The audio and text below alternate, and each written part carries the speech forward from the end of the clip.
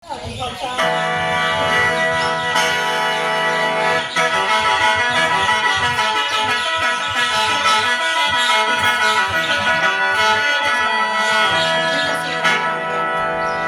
วโขงเลยโขงและโขงไหลเลี้ยวไทยกับลาวคือน้องพี่ผูกสัมพันธ์ทำไมตีหักกันเลิกพี่และน้องทั้งสองกำแม่ลาฟังไทยจนไปหอดผู้อยู่ลาวโอ้ยน้องโอ้ยน้องเอาล่ะพ่อแม่วัดทุกคนหมดหลายเท่านี้บอกคุณพ่อได้ยินบ่ทำมาบอกเราไปหาเนื้อพุ่มเมืองเลี้ยงจันเด็กจันปางเราไปหาเนื้อพุ่มเลี้ยงจันปางเห็นแต่น้ำไหลซึมสะพานทองคงนุ่งตรงข้ามฝ่าฟังเลี้ยงน้ำหงไหลรอเลี้ยงสุดสัวปาวสานหักกันนานเด้อเล่าไทยดังสายนาทีน้ำคุณส่วงให้เลือกขามลำโพงลงกำวางจากเวียงจากลานสางลงไตใส่ขาเบนใจผู้ขาตื่นเต้นเห็นแม่นาทีหวงพวกไม่พ่ายกับหางเสือดอกนังเมื่อเด้อตอนไทยไปน้ำกันโนอาท้องเจริญไปน้ำกันโนอาท้องเจริญได้เป็นครูมันส่วนหมอแค้นเต่าไร่ห้อยสุดผู้โทษเจ้าจังหวัดลายแม่น้ำนี่สู้สุดโทษธนาคารได้แผงนิพินใจกันตัดสุวรรณนาคาพอกว่าบุญพอกวิ่งเป็นคนเลี้ยวทำเงาทำไงเนื้อให้น้องปันสีทอกันมือนี้นั่นฉันขอลองล้ำคงสังอาเล่าเวียงหูมาฟังไว้สาวสวนมอนสาวสวนฝ่ายเมืองสายฟองเมืองนอนสาวสิฐานบ้านหอมหน้าหลอกตาบัดนาวทั้งผ้าขาวสาวคนโก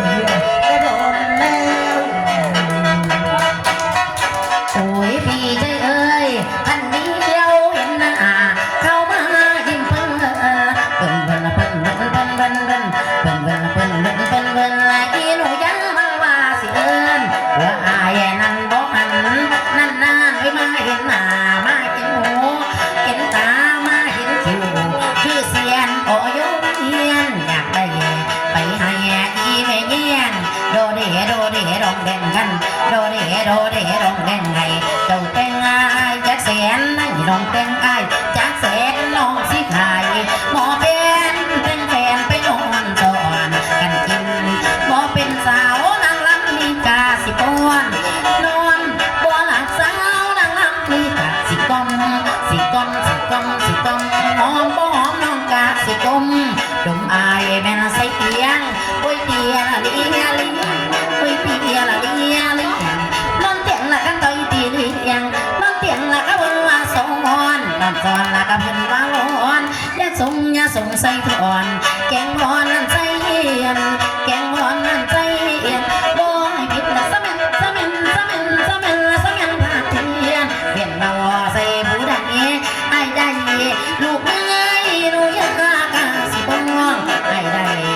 ลูกสองอีหนูอยากมันกาสิตาลูกสามลูกสี่ลูกห้า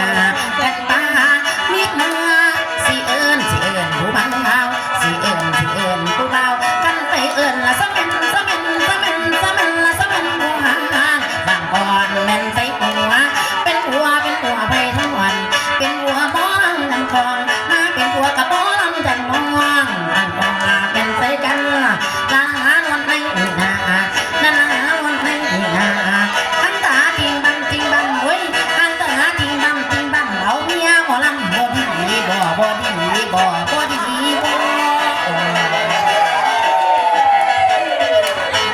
วัฒนธรรมของภาคอีสานวัฒนธรรมนี้ของภาคอีสานคู่กันมานานหลายหลากสาขาเสียงแคนเสียงพินเร็วมาเสียงพินและเสียงแคนเร็วมาอันใดหนาบ่เรื่องเสียงคนร้องเสียงดังเถิดคนร้องเสียงดังเถิดคนนำเชิญคนดังเถิดเสียงกองดังก้องไปไกลโป่งดังเสียงใจทั่วถิ่นอีสานมรดกตั้งแต่โบราณผูกเส้นมานานผูกตาใหญ่ทาง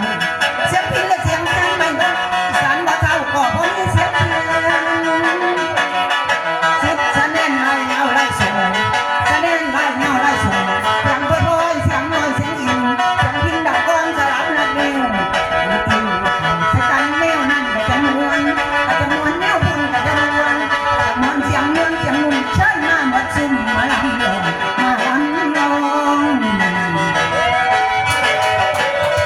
โอ้ยมาลัง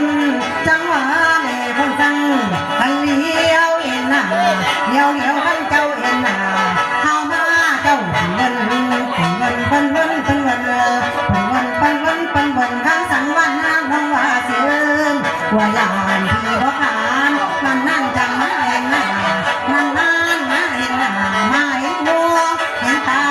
เห็นทิวเจ้าเสียงสังวันเพียงอยากได้ผู้น้อยดองแดงผู้น้อยดองแดงให้มันแต่งเจ้าจักแสนน้องสิหายบ่แก่นได้แต่งแฟนมันอ่อนโซนท่านก็คือบ่เป็นสังวรางน้องสิป้อนท่านเจ้างอนบ่หลับกันสังวรางอุ้ยน้องสิป้อนหอมน้องตาสิคมจนมาเข้าใส่เตียงเตียบ่เลียนอนเตียงสอนเลียงนอนเตียงคันเบิ่งมาสอนนั่นตั้งเพิ่นว่าร้อนเจ้าอย่าสงสันนอนแกงวอนเจ้าสิเรียนบ่ได้ผิดนี่ละแม่นขัดเพียนคำบ่ใส่ผู้ใดเสียงน้อยส่งดาวมาหาสังวันส่งดาวมาหาถ้าอยากเข้ามายินฟังได้ยินเสียงเธออยากมาฝากของหวังลอยจะจองปะเอาประคองเชิญมาน้องยังว่างยังหายังปากขนาให้คุณกระจองยังปากขนาให้คุณกระจองจะจองก็ขอจะจองก็ขอกระจองสาบหักยังมองยังสดยังใสรับรองว่าปลอดภัยรับรองว่าปลอดภัยนะเส้นไปติดต่อให้หอมจังแต่เลือกจังเอานั่งให้แบบเนี้ยจังเอานั่งให้แบบเนี้ยเป็นเอาเงินและแม่ปฏิวทำบ่อยหนึ่งอย่าลืมอย่าโซนวนเป็นจังหวัดหนึ่งเชิญชายไอ้เธอแม่เชิญชายไอ้เธอแม่ไปยำพ่อยำแม่แม่กินข้าวเส้าเมืองยีน้องสายเราจังไปนานละนานนุ่นวล